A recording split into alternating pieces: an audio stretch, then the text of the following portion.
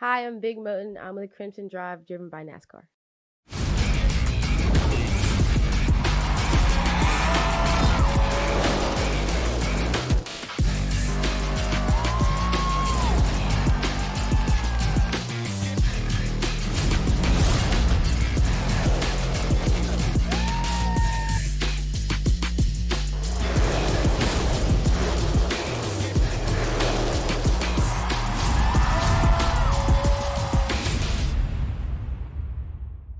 Roll Tide and welcome to this Thursday edition of Crimson Drive, driven by NASCAR. This is Roger Hoover. Great to be with you from the home studio today as I've got to hit the road to Lexington, Kentucky coming up for Alabama baseball coming up this weekend. And then Chris Stewart, Tom Stipe, Bryan Passink, they're headed here to Bridgestone Arena in downtown Nashville, Tennessee, right there on Broadway. What a setting for the SEC men's basketball tournament. We'll talk about that coming up. We'll also have some baseball and softball discussion coming up here today on Crimson Drive, driven by NASCAR. We'll start our show by looking at what's coming up on the program, plus our headlines, thanks to our friends RJ Young. RJ Young, the official technology solutions provider of Crimson Drive. Let's see what's coming up on the show this afternoon. First things first, we'll talk a lot about Alabama softball. Vic Moten, outstanding freshman pitcher for the Crimson Tide, will join us to talk about her journey from Daphne, Alabama to Tuscaloosa and playing for the Crimson Tide. Then we'll preview the SEC tournament with Bryan Passink, and then Logen Devenport will round out our show talking Alabama baseball as the Crimson Tide get ready for the start of SEC play.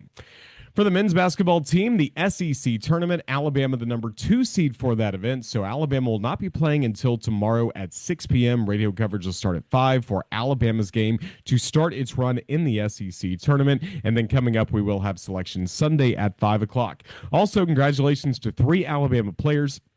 LeBaron Philon, All-SEC first-team selection. Aiden Holloway, All-SEC second team. And then Amari Allen was named to the SEC All-Freshman team. So great All-SEC honors for the Crimson Tide as we get ready for the SEC tournament. And then right behind that, it will be Alabama on Selection Sunday. We'll see where the Crimson Tide are headed to the NCAA tournament. To the Crimson Tide on the diamond, the softball and baseball teams had good midweeks with softball defeating Samford 8-1. Now the Crimson Tide ready for its first home SEC weekend of the year, as it will be Alabama taking on the 8th-ranked Arkansas Razorbacks Friday through Sunday coming up at the Rhodes House. Meanwhile, for the baseball team, kind of an unconventional game against Troy, winning 7-3 on Tuesday.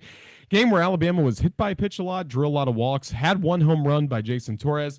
The one good thing we did see from Alabama throughout the game, really good pitching as Alabama picked up the win 7-3 against the Troy Trojans. Now this weekend, it's Alabama at Kentucky, a 3-game series for the Crimson Tide to start the gauntlet of SEC play.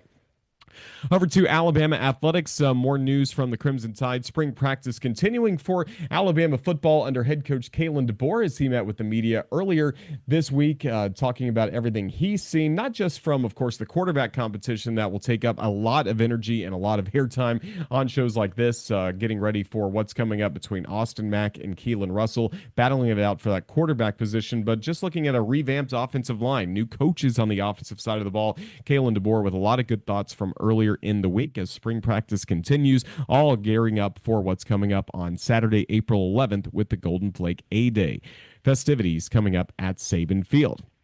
Gymnastics will be at home at Coleman Coliseum coming up tomorrow for Alabama against Georgia. The best rivalry in college gymnastics is renewed tomorrow coming up at 6:30. And also going back to softball for a moment, congratulations to Brooke Wells. She was named the SEC Softball Player of the Week, and Anna Roman the SEC Freshman of the Week after they had great weekends against Ole Miss. Hopefully they can keep it rolling coming up in weekend number 2 of SEC play, Alabama hosting the Arkansas Razorbacks in a top 10 showdown. Something else coming up that's really fun at the end of the month, check out Crimson Uncorked. More information is available at rolledtide.com about this event, but a VIP access will start at 5 o'clock. General public can access this event at 6 p.m. It's going to be a great time coming up at Saban Field at Bryant-Denny Stadium.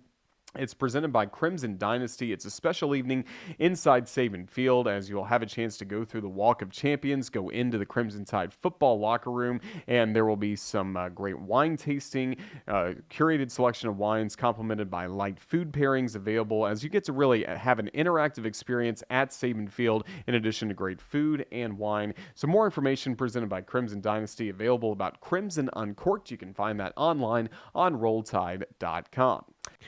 Someone that's really ready for that challenge is pitcher Vic Moten. A freshman has been off to a great start this season, and she joins us to talk about her transition to Alabama from Daphne and figuring out life as a college freshman playing at a high level, pitching at a high level for the Crimson Tide.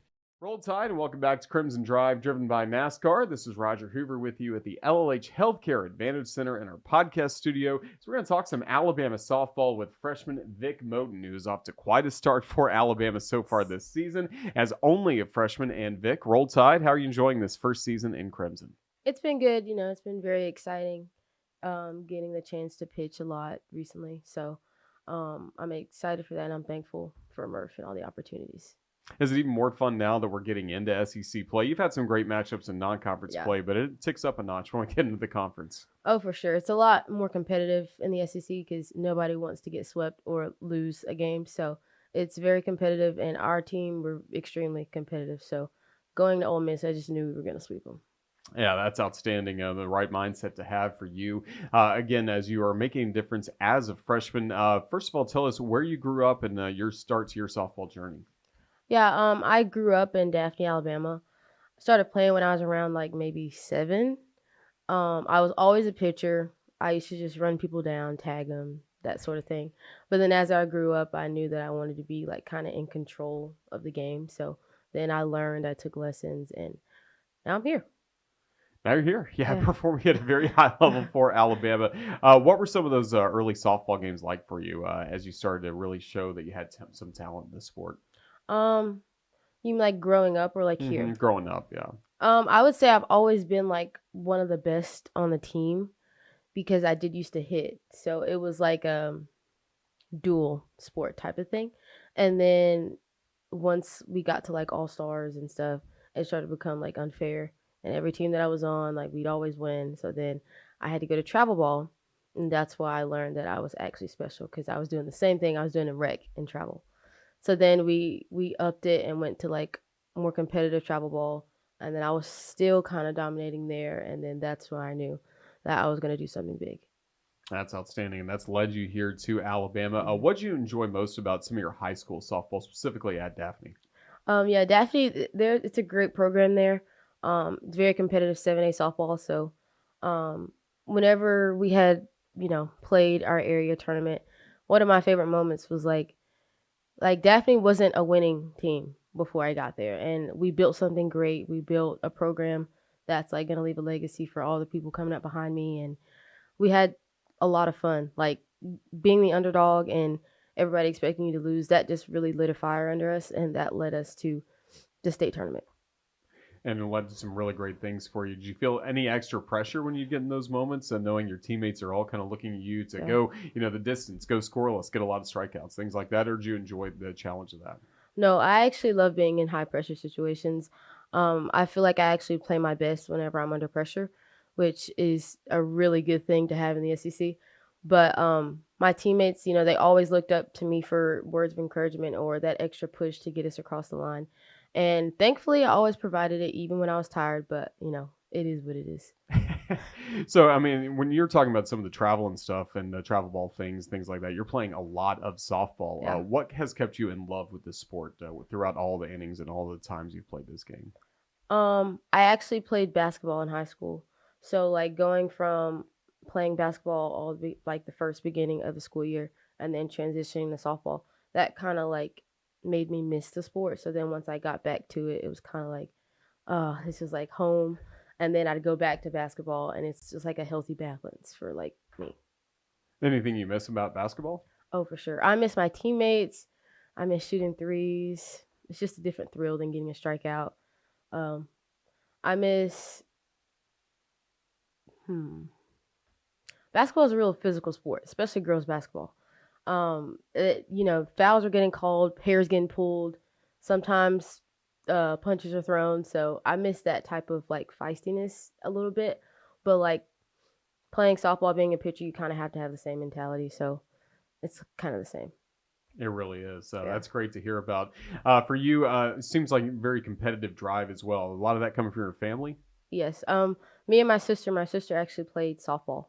So when we were growing up, she used to like kind of catch me, and then she's older, so she played before I did, and we were so competitive. I used to like come home. I used to be like, "Yeah, I hit 3 home runs today. What'd you do?" And then it just got to the point where I was just too competitive, and she just decided to, not play anymore. So it just made me who I am today. And now she's your biggest fan, right? Yeah, of course. She comes to every game, and she watches even when she's at work. That's Yeah. awesome. That's really cool. So, with all these accolades you're starting to pick up in high school, obviously a lot of colleges started reaching out to you as Yeah. well. What do you enjoy about recruiting the most? Honestly, I kind of like went whoever like personality wise. Like Lance, he's the pitching coach here. We instantly clicked on my visit, and Alabama was like the first visit I came to. And then it's kind of like once you know. I stepped on campus, everything was great. I met Lance, Murph, and all them, and like we really bonded. And so after that, I didn't go to any more visits. This was like one stop, and that was it. That's really cool Yeah. knowing that this is this place, especially being from the state of Alabama. Do you Hmm. take a lot of pride in knowing you're pitching for your state school? Yes, it's very different because, like, say I would have went to somewhere in Florida, like I'm not homegrown there, so the fans really love it. Me being from here, and Murph loves it. Yeah, so it's great playing for home state. What stood out to you about Murph first time you got to meet him? Murph, he's really funny, but like he's funny in his own way. Like he really cracks jokes, and he has a way about him that makes people feel like welcome and comfortable immediately. So I really applaud him for that. But also he's just a great coach. Like all the accolades that he has, that doesn't go unnoticed. So How did he, Lance, help get you comfortable during fall ball and making sure you'd be ready to start this season with a lot of success? yeah, Lance actually he's got this like tough love thing, and I'm the type of person I need to be kind of like not yelled at, but like stern with. So like whenever we're in the bullpen, like learning new pitches and stuff, sometimes I get relaxed, and then Lance would have to amp it up a little bit for me. But during the fall, we played like maybe one D1 team, I think Mississippi State, but we ended up losing, and that game just showed me and Lance what I could do better.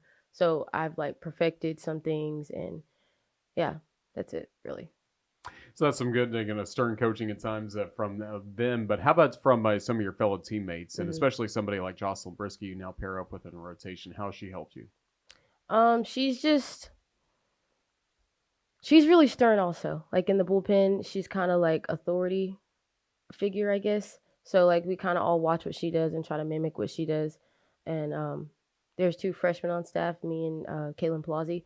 So learning from her and like having another freshman you can go and like learn these things, talk to it with, and then having Josh someone you can go and ask for like what should I do in this situation, where should I throw it in this situation. She's been a really big help to the both of us. How about your catchers? Oh yeah, I love Marley Giles. She's senior. She brings a lot of experience behind the plate. She's fiery back there. Like whenever there's a strikeout, she's your biggest fan. Like she's the epitome of a great catcher, and I'm so glad that I get to throw to her. And you got to throw to her in some high pressure situations, even early on as a Hmm. freshman. What do you remember most about your opening weekend? Obviously, the combined no hitter was great to see. You Hmm. faced some adversity as well. What are you proud of the most from that first weekend? I'd say whenever we played Georgia Tech and I gave up back-to-back home runs, Lance came out and Marley came out, and after Lance left the circle, Marley was just like, you're so good. So don't let these 2 home runs affect, what you do for the rest of the game. Just go out and put up zeros the rest of the time. And I did that. And, I've put up zeros for quite a minute since then. So I didn't like that feeling. But it goes to show short term memory is everything for a pitcher, right? Oh, of course. You can't dwell on it. If you do, it's just going to be a downhill slope. Well, let's talk a bit about the science of pitching. What are the different pitches that you throw? And with all those pitches, if you're being successful, what are they doing to the hitters? I throw a rise ball, a drop ball, and a changeup. For the rise and the drop, it kind of is like different spin. So like rise balls, you're spinning upward, so then they have to swing up to hit it, and then drop balls, they're spinning downward, so they have to swing down. So if you get them caught in between two spins, they don't know what to swing at, and you have to change your swing to hit both. So they either got to sit one or just guess. So being a rise ball and a drop ball pitcher is very rare for college sports. It's usually either you're a really good rise ball pitcher or you're a really good drop ball. But me and Jocelyn we both have rise and drop. So it's really beneficial to knock off the hitter's game. You feel like there's one pitch that Lance has helped you with the most since you got here? Oh, drop ball for sure. I did not have a drop ball at all. And then as soon as I came in, he just knew that's what I was going to learn. So I've been doing that since I stepped on campus, learning that drop ball. So that's been fun. It's been hard most times, but I'm getting the hang of it now. Yeah, feeling more comfortable in different type counts and stuff like that. When oh, for sure. Yeah. That? Yeah. Well, that's really cool. So, again, you're getting into your freshman season. The weather's starting to really warm up here in Tuscaloosa, and you know how special this environment can be at Rhodes Stadium, especially as we get towards SEC play in the postseason. Just how much fun has it been to have those first innings at the Rhodes House under your belt? Our fans are great. It's, we played a lot of away games before we played home, and it's just so much different having people cheering for you and not cheering against you. So, like, having them in the stands and, like, being in a tough moment, looking up there, and they're all, like, rooting for me to do good. It's just a great feeling. And plus, it's always packed at Rhodes. And they're diehard fans, so that's great to have them. Oh, they're thrilled you're here. What does Mudita mean to you? Mudita is, to me, I feel like knowing that I don't have to do anything for the team's success. Like, I know, for instance, Jocelyn, I know if she goes in, we're going to win. She knows if I go in, we're going to win. So just knowing, having that understanding between the both of us that, like, no matter what happens, we're each other's best fan and we're cheering for each other, regardless of the outcome or who we're playing or pitch count or whatever. We know that we're there to support each other. Do you love that word and that concept is just such a huge part of the culture here?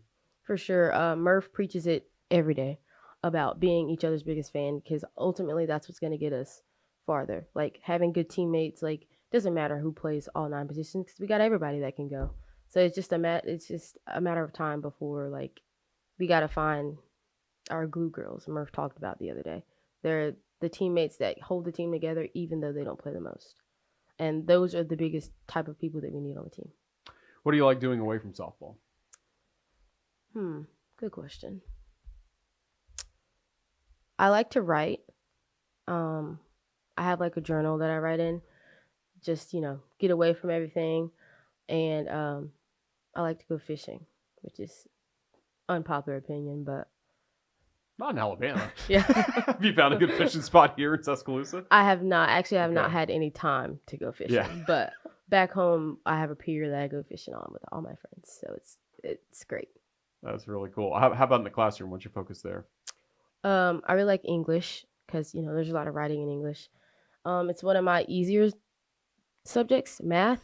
I am not good at math. I'm not good at numbers. None of that. But, like, as of right now, I'm majoring in sports management. So not much writing going on there, but we'll figure out how to tie that in there somehow. Absolutely. Well, hopefully a long career for you in softball after your days here at Alabama. Anything you'd like to do in the sports world, maybe when your playing days are done? If the opportunity presents itself, I might want to go pro, play in the AUSL with fellow Alabama player Montana. And then after that, maybe play in the Olympics. Those are 2 big things I really want to accomplish. Speaking of Montana Fouts, have you enjoyed getting to know her more? I actually have not met her yet. Okay. But I am interested in meeting her. Hopefully she comes out to one of the games and I get to see her. Hi, I'm Houston Millette, and you're watching Crimson Drive, driven by NASCAR. Appreciate the time of Vic Moten. Now we're joined by Bryan Passink as he is on the road making his way to Nashville, Tennessee. So this is a phone interview with Bryan as he was on his way to the Volunteer State, getting ready to call some SEC radio network games even on Wednesday, but also, of course, working for us on the Crimson Tide Sports Network. Our longtime radio analyst, Bryan Passink, joins us to break down Alabama at the SEC tournament. Bryan, Roll Tide, it's great to talk to you. I feel like we always have you on previewing the SEC tournament. You love this event coming up. I do, and I'm not alone. Should be a bunch of Bama fans heading north on 65 in the next few days. Yeah, this is probably my favorite week of the year, especially when Alabama is an NCAA tournament lock, and you don't have to worry about watching bubble games around the country, and you don't have to worry about how many games do you need to win in your conference tournament to get in. You just go and enjoy and hope Bama makes a run. Certainly do. And we saw this basketball team make a run to close out the regular season. The tough loss to Florida, then after that, 8 wins in a row for the Crimson Tide, added one more after that. So Alabama winners of 9 of its last 10 ball games. Just what's been the difference over this past month? Well, I think they've gotten a little healthier. We've talked about it all year long. What would this team look like if fully healthy? Now, they're not, they haven't been fully healthy. They're not fully healthy, but they're healthier than they've been. And I think the combination of getting guys back, not just in games, but in practice and establishing some continuity.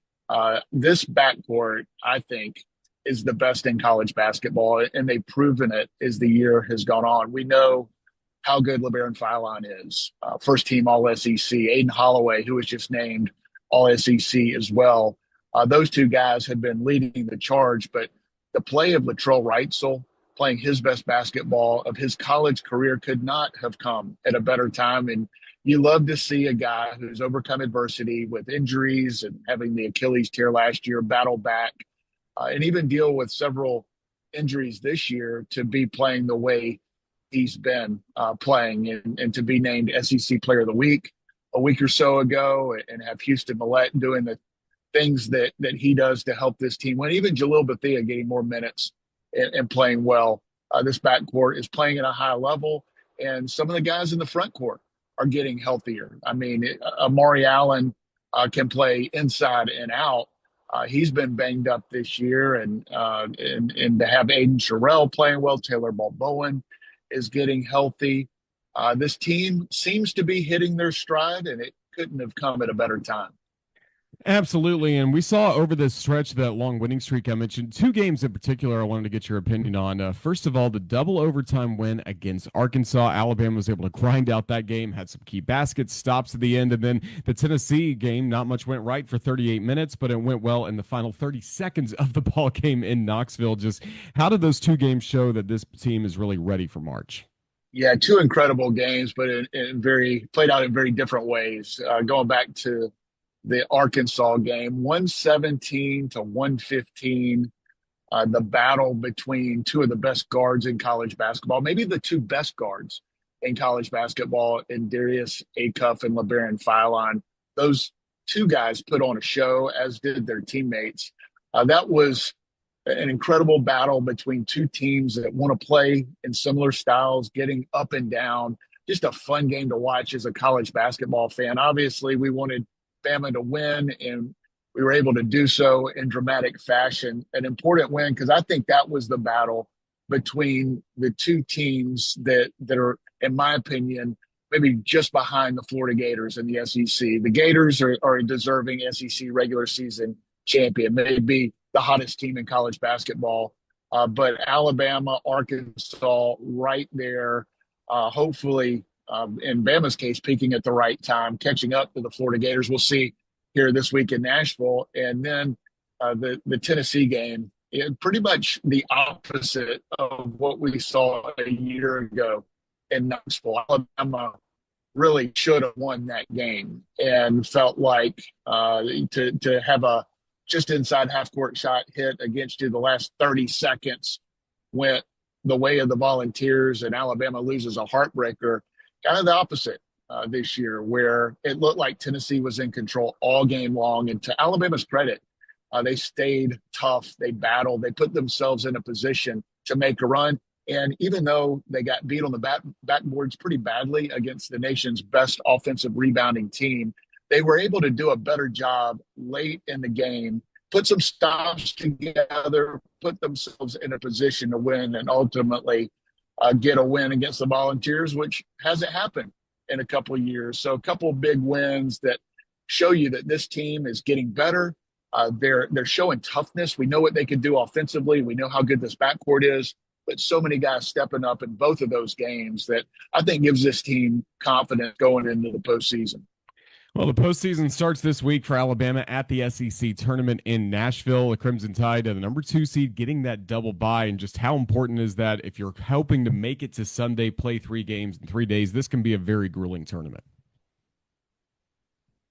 Yeah, it's huge for a couple of reasons. One is, I mean, you've got teams playing today on Wednesday, and then on Friday or on Thursday to advance to where Alabama already sits, and that's the quarterfinal. That's one of the goals to begin the year. Is yes, you're trying to compete for a regular season championship, but you also want that double bye to get to Friday and not have to start play until then.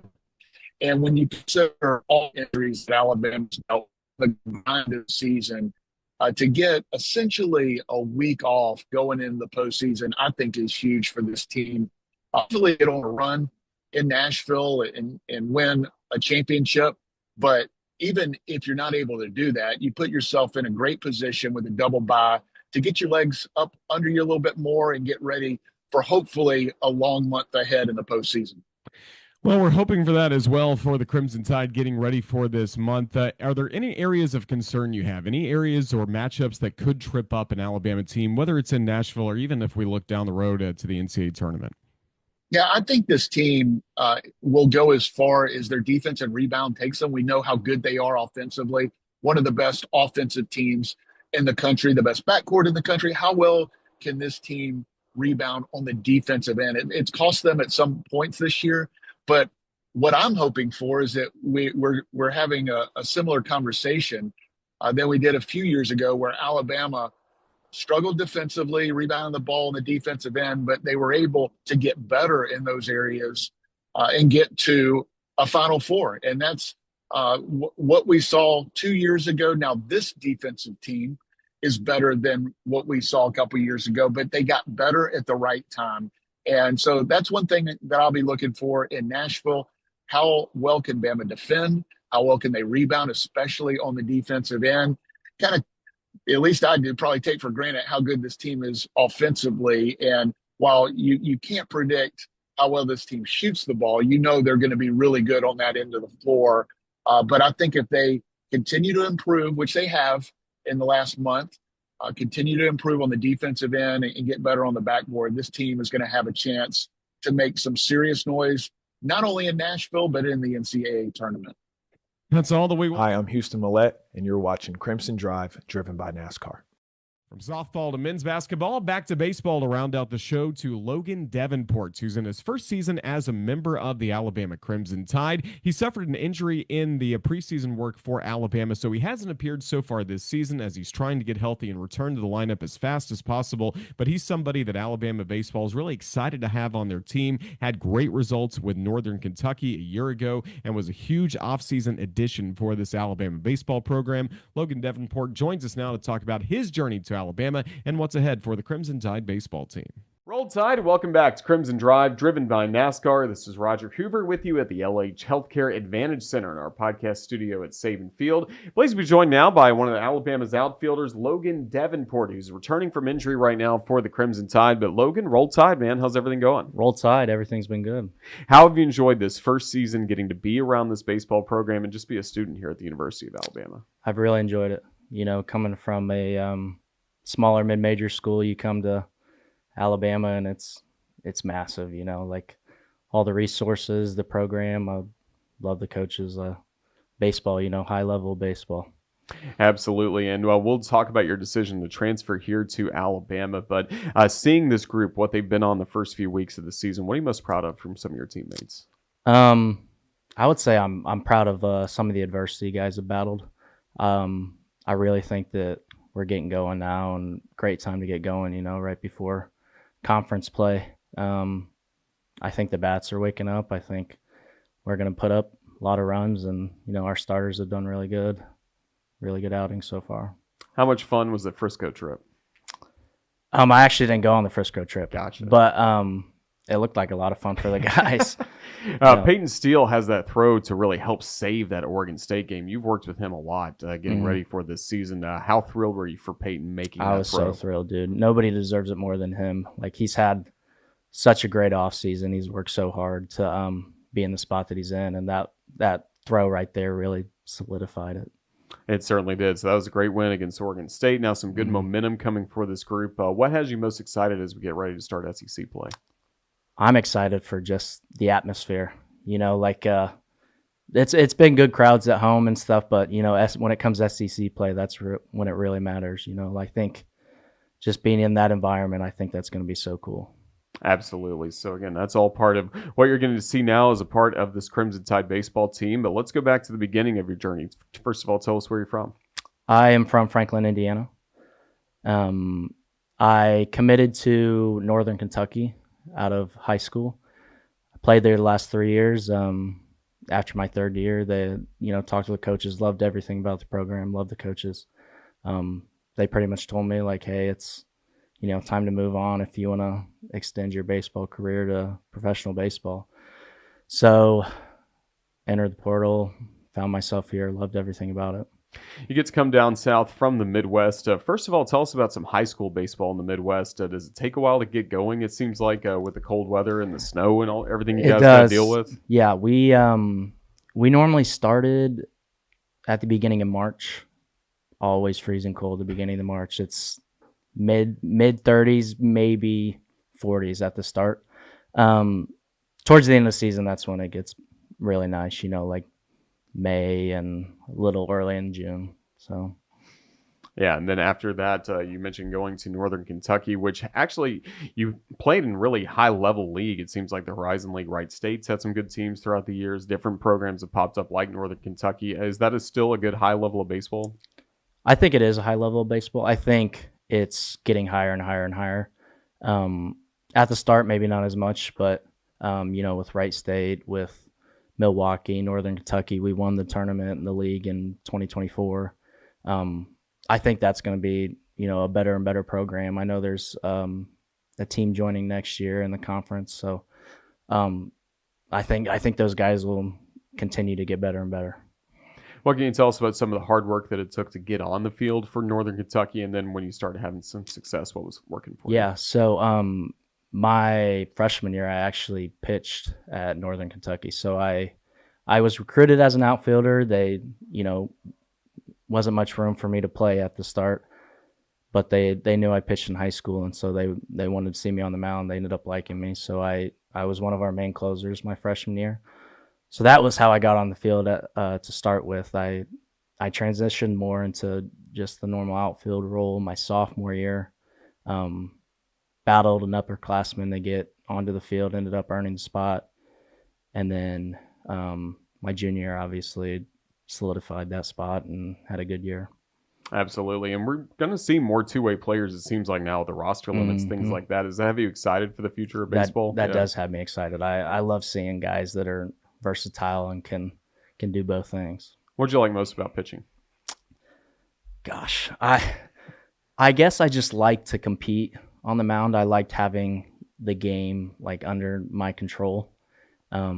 Other than that, like I did not like it. I hated the arm pain and the soreness after, but I did like competing on the mound.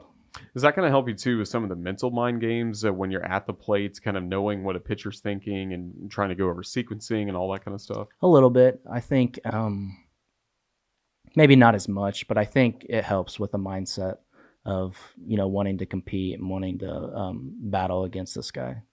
So you mentioned 3 really good seasons for Northern Kentucky, but thought about taking that next step in your baseball journey. You go in the transfer portal. What made Alabama really stand out? Alabama stood out because, like, when I visited here, the coaches went on a visit, got dinner with them. They showed me everything. It made me feel at home, and that was something that I was really looking for in the portal. Like a lot of schools, they're very cutthroat. I think Alabama was such a good culture, such good people that are truly genuine, and it made an easy decision. That's one thing to see on a recruiting trip, but how have you seen that pop up again once you got into fall ball or even early in the season? The culture kind of stayed the same. Yeah, so in the fall, like we'd have meetings, we'd come in and talk about like our core values and what we value as a team and what it's going to take to get to, Omaha.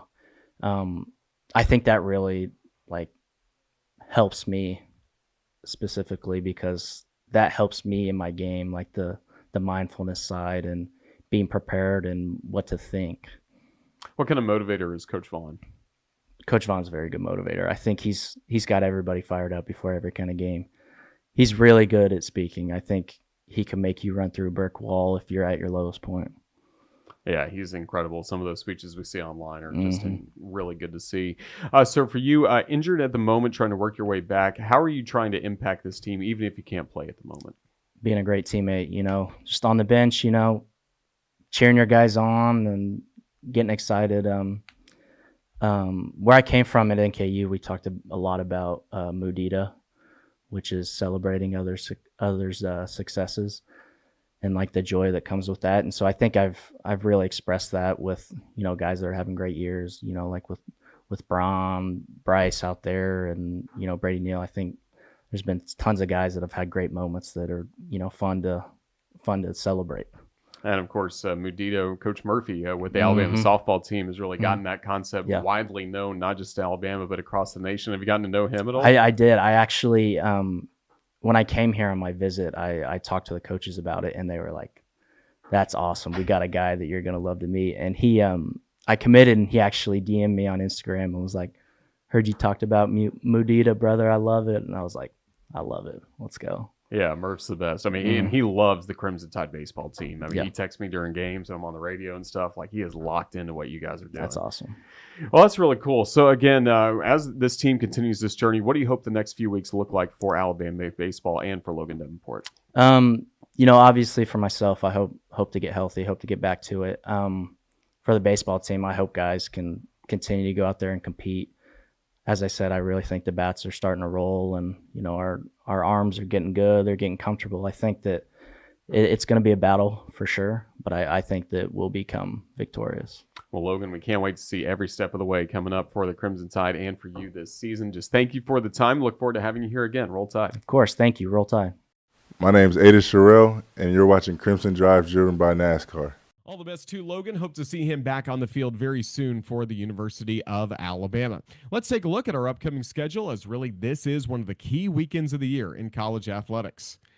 It's really key because SEC play is beginning for the Alabama baseball team, again on the road at Kentucky. 5:30 Central coming up on Friday, and then 1 o'clock on Saturday, noon start time, Central time again for the Crimson Tide taking on the Kentucky Wildcats. Of course, softball will be in action at home against Arkansas starting tomorrow at 6 p.m., then afternoon ball games at 2 o'clock on Saturday, 1:30 on Sunday. The men's basketball team will start play coming up at 6 p.m. tomorrow at the SEC tournament in the quarterfinals, and then after that, you have semifinals Saturday and championship Sunday, leading right into selection Sunday for not just the men's basketball team, but Christy Curry and the women's basketball team will learn where they are headed for the NCAA tournament that night as well. And we'll talk all about it with Nate Oates and maybe Christy Curry as well coming up on Hey Coach at Baumhower's Victory Grill in Tuscaloosa at 6 p.m. on Monday, getting ready for the NCAA tournament. It's March. It's here. We look forward to everything coming up, and make sure you follow us at UA_CTSN for the very latest